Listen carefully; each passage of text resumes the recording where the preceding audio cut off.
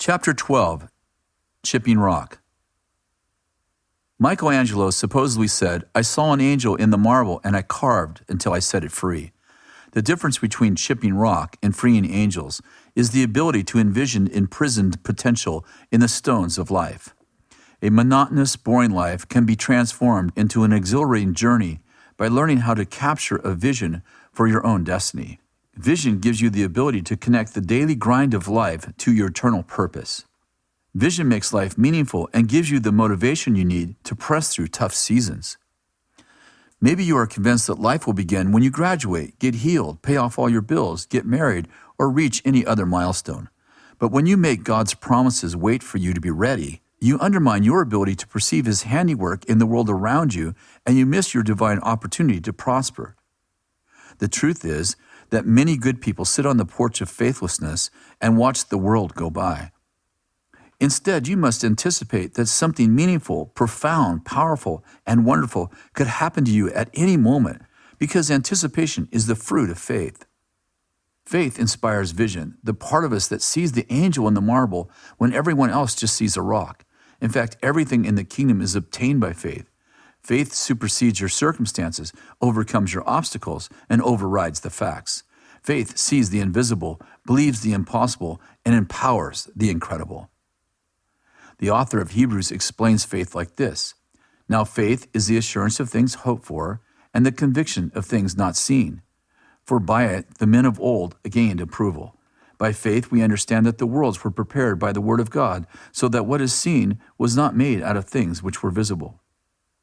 Faith opens your eyes so you can understand the incomprehensible, and it changes your behavior because you see things that are not yet visible and act on them long before others can. The writer of Hebrews illustrated this beautifully when he wrote this about Moses.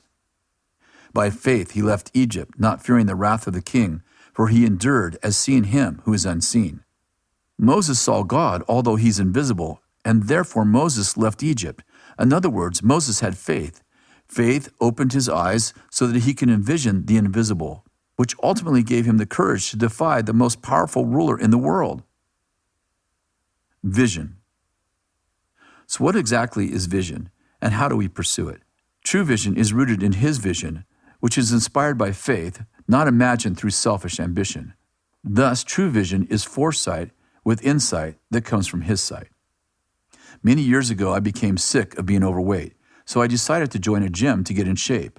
I was determined to lose 5 pounds the first day, so I spent 3 hours exercising on every machine in the gymnasium. When I woke up the next morning, I was so sore that I had to roll out of bed and crawl to the bathroom. My body hurt in places I didn't even know existed. That was the last time I ever worked out with weights. I learned something that week. It's very difficult to get skinny by hating being fat, because reacting to a negative rarely creates a positive.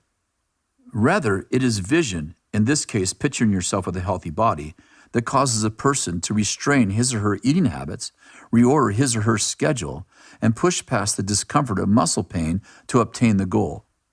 Vision gives pain a purpose. What do you think you are doing? In the first Karate Kid movie, Mr. Miyagi used practical work, waxing his car, painting his house, and fixing his fence, to teach his protege, Daniel, karate. But Daniel thought Mr. Miyagi was taking advantage of him by having him do chores around his house. In a rage, Daniel yelled at his mentor, protesting that Mr. Miyagi was using him and not teaching him how to fight. Mr. Miyagi responded, "Daniel-san, show me how you wax car." So Daniel demonstrated as Mr. Miyagi corrected his form, repeating, "Wax on, wax off." Miyagi then said to him, "Show me paint the fence." Again, Daniel showed Mr. Miyagi how he painted the fence, while Mr. Miyagi adjusted his form, repeating, "Up, down, up, down." Finally, Mr. Miyagi said, "Daniel-san, show me hammer and nail." Daniel-san illustrated hammering, while Mr. Miyagi corrected his form. Soon it became clear that Mr. Miyagi had disguised his karate lessons as house projects. Daniel was actually learning how to fight as he waxed the car, painted the fence, and hammered nails. In other words, what you think you are doing is more important than what you are practically accomplishing. Greatness is often hidden in the mundane. Picture 2 young men working in a fast food restaurant grilling burgers. One guy has no vision for his life. He's just watching the clock and flipping burgers. He hates his dead-end job and mourns every minute that he's making kids' meals. The other guy wants to be a great businessman. He decides to grill burgers the way Solomon's servants waited on tables, with excellence. He challenges himself to grill the best burgers anyone's ever eaten in a fast food restaurant. He realizes that greatness is often demonstrated when doing ordinary things in an extraordinary way. Vision is the invisible manager that guides, encourages, and inspires everyday people to change the world. From a distance, it may appear that both guys are just flipping burgers, but nothing can be further from the truth. One guy's just working in fast food, but the other guy has started his business career.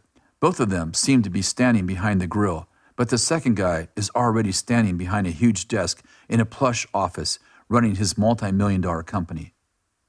To be truly successful in life, you must envision your future with God, otherwise you don't really know where you're going.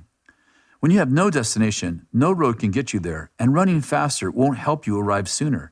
Your perception of what you're doing, the vision of the future you are creating, is more significant than what you are actually achieving practically in the moment. Inspiring vision. Vision is the pathway to greatness in all walks of life, in every vocation and every exploit. You must see it to be it. Okay, Chris, I get it, but how do I develop a vision? You can't become what you haven't seen or heard. One of the easiest ways to capture a vision is to expose yourself to someone else's dream. For example, let's say you're interested in becoming a ballet dancer.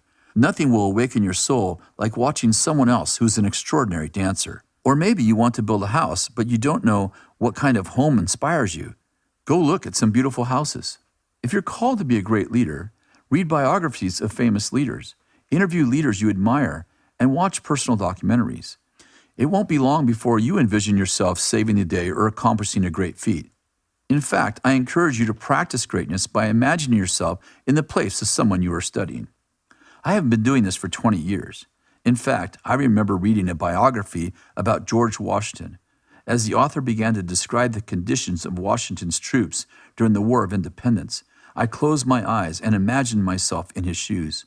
I began to hear his soldiers moaning as they staggered through the snow-covered woods, their bloody bare feet staining the path behind them. I felt the conflict within Washington's soul as he was beset with the impossible task of defeating an immense, well-trained British army with a bunch of ill-equipped, poorly trained militia farmers. I paced the dirt floor of his ragged tent with him at night as we pondered the suffering of his courageous men who were literally starving to death in the camp. I joined him as his troops hurried quietly across the Delaware at night to escape the advancing British onslaught. I could feel his heart pounding as he compelled the last of his men into the boats, narrowly eluding capture. As I journeyed through the pages of the book, I asked myself hard questions. Do I have what it takes to be a courageous leader? Would I have surrendered in the light of immense disparity? How would I have motivated an army of weak, sick men who were outnumbered, fearful, and unfunded? Although I didn't realize it at the time, I was living through George Washington's experiences and envisioning myself as a courageous leader. I imagined being a great leader long before I truly was a good leader. Working your butt off. Once you have captured that vision, what comes next is a lot of hard work. Vision gives you motivation and energy. It is the cure for apathy and slothfulness. This is not a new idea. In 1921, the editors of a local Indiana newspaper encouraged their readers. The reason most people do not recognize an opportunity when they meet it is because it usually goes around wearing overalls and looks a lot like hard work. The truth is, you were created in Christ Jesus for good works, which God prepared beforehand. That's Ephesians chapter 2, verse 10. You are also commanded by Jesus to work in such a way that people see your good works and glorify your Father who's in heaven. That's Matthew chapter 5, verse 16. For some reason, though, work has become a nasty four-letter word, taught as anti-grace and viewed as a curse of the law. In actuality, hard work is the manifestation of great grace in the life of a believer. Grace is not only undeserved favor, grace is also the operational power of God. Grace gives you the ability to do what you couldn't do 1 second before you received grace. Simply put, grace gives you the skill, the motivation, and the unction to work hard. Many leaders teach that hard work is for those who don't know God, and striving is unspiritual. Actually, the Greek word for striving is used 5 times in the positive sense in the New Testament alone. Jesus commanded us to strive to enter through the narrow door. That's Luke chapter 13, verse 24. There's a difference between laboring and striving for the kingdom and laboring and striving for no discernible purpose. Because we live in a performance-driven rat race on the "are we there yet" hamster wheel, we often expend huge amounts of time and effort with relatively little to show for it. We can get so busy racing the other rodents that we seldom pause long enough to truly envision our own divine destinies. Vision is the compass that helps us navigate the seasons of life and allows us to dream with God, not just about God. When we dream with God, we co-create masterpieces of His imagination and ultimately fulfill our divine destinies. In other words, vision gives meaning to our lives and the hard work that successfully extends the borders of the kingdom. Vision turns hard work into a labor of love, a work of passion. Courageous visionaries. Vision is also a catalyst to courage. Of course, being courageous and being fearless are not the same thing. Most people who are fearless live risk-free lives.